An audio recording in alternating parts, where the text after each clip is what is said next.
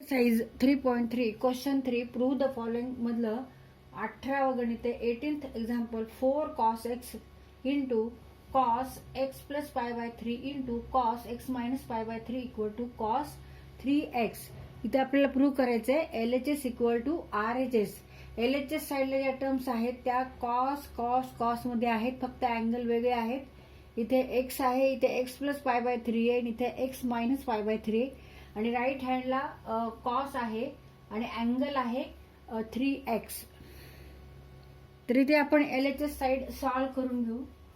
4 cos x into cos x plus pi by 3 into cos in bracket x minus pi by 3 equal to 4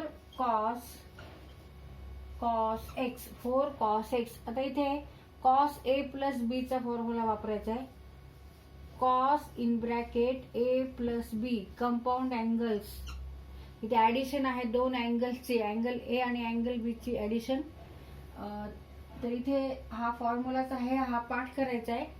cos a plus b equal to cos a cos b minus sine a into sine B. आता इथे हा formula वापरायचा. Here a equal to x and b equal to pi by 3. तर 4 cos x plus pi by 3 equal to cos a into cos b cos x into cos pi by 3 minus sine x into sine pi by 3.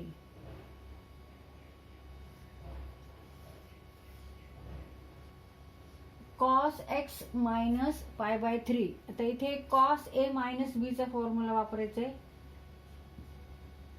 फक्त इथे minus आहे आणि पहिल्यांदा plus होतं. मग cos a cos b plus sine a sine b. Here a equal to also x and b equal to pi by 3. cos x into cos pi by 3 plus sine x into sine pi by 3. आता ह्या दोन्ही मध्ये multiplication आहे. cos pi by 3 cos pi by 3 means cos 180 degree divided by 3 means cos 60 degree. मग cos 60 equal to 1/2. cos pi by 3 ची value किती आहे? 1/2 म्हणजे हाफ. आता sine pi by 3 sine pi by 3 means sine 60 degree आणि sine 60 डिग्रीची value आहे √3/2. तर आता आपण हे व्हॅल्यू इथे ठेवू.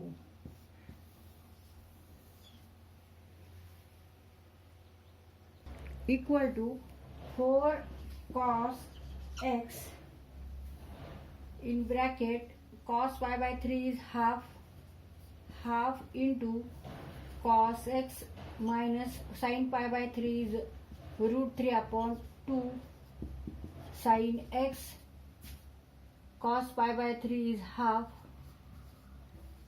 cos x and sin pi by 3 is √3/2 into sin x.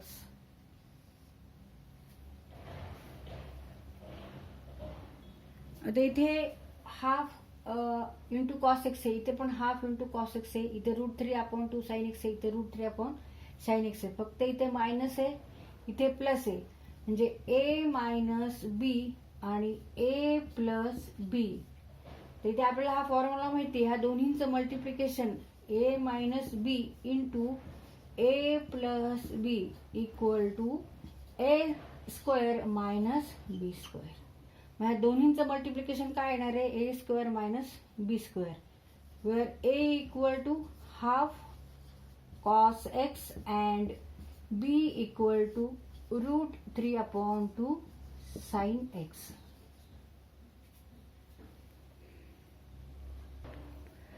Therefore a square means 1/4 ह्याचा square 1/4 2 square 4 and cos square x. b square equal to √3 चा स्क्वेअर 3 2 चा square 4 and sin square x.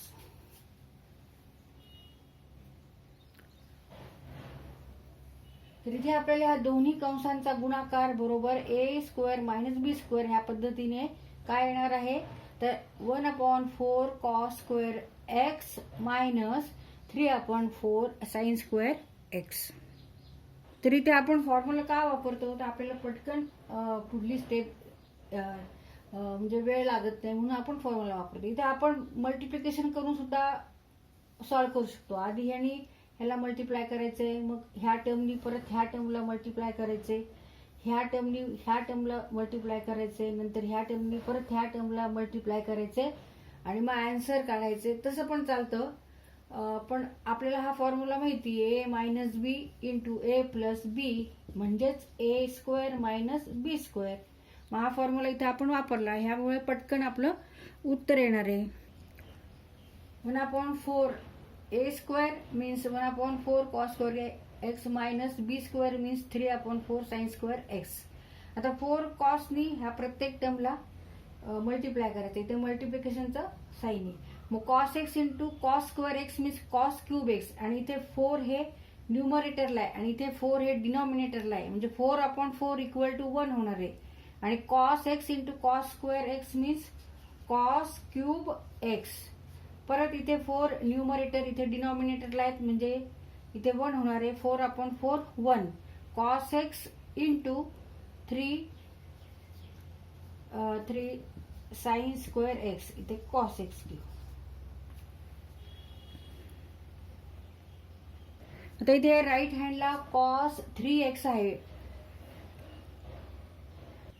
Now we know that cos 3x means 4 cos cube x minus 3 cos x. तर इथे ह्याचं answer आपल्याला किती आलं पाहिजे तर 4 cos cube minus 3 cos x ह्याचं आन्सर आलं पाहिजे. आता ह्याच्यात ही साइन टर्म आहे तर हे आपण कॉस मध्ये कन्वर्ट करू शकतो. तर इथे आपल्याला कोणती आयडेंटिटी वापरायची आहे sine square theta plus cos square theta equal to 1. मग ह्याच्यावरून sine square x plus cos square x equal to 1. Therefore, sin square x means 1 minus cos square x. मग इथे sin square x च्या ऐवजी आपण काय लिहिणार आहेत 1 minus cos square x. Cos cube x minus 3 sin square means 1 minus cos square x into cos x. आता इथे 3 नी 1 ला मल्टिप्लाय करायचं तसंच cos x नी पण मल्टिप्लाय करायचं तसंच 3 नी cos स्क्वेअर ला मल्टिप्लाय करायचे आणि cos x नी पण cos स्क्वेअर ला मल्टिप्लाय करायचे.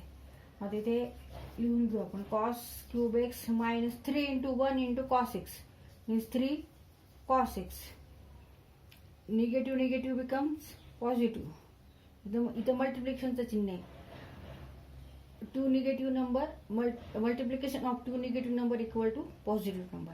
मग 3 cos स्क्वेअर एक्स आणि इथे पण cos x आहे म्हणजे इथे 3 cos क्यूब x होणार आहे.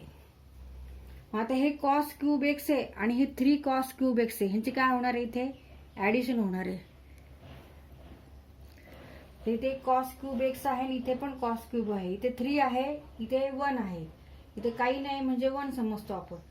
मग हे 1 plus 3 equal to 4 cos cube x minus 3 cos x and it is equal to cos 3x equal to RHS side. Therefore LHS equal to RHS. तर तुम्हाला हा क्वेश्चन सॉल्व्ह करताना हा सुद्धा फॉर्म्युला पाठ पाहिजे कारण हा ट्रिपल अँगलचा फॉर्म्युला आहे. कोसाइन फंक्शनचा कोसाइन रेशो फंक्शनचा हा ट्रिपल अँगलचा फॉर्म्युला आहे. हा पण पाठ पाहिजे म्हणजे 4 cos cube x minus 3 cos x equal to cos 3x. 4 cos cube theta minus 3 cos theta equal to cos 3 theta. तर इथं आपला हा क्वेश्चन सॉल्व्ह करून झालेला आहे. आणि तुम्हाला ह्या व्हॅल्यू पण पाठ पाहिजेत. Trigonometric ratio of special angle म्हणजे कॉस पाय बाय 3 किती आहे, साइन पाय बाय 3 किती आहे, and sin square x means 1 minus cos square x. 4 cos cube x minus 3 cos x equal to cos 3x equal to RHS side. Therefore LHS equal to RHS.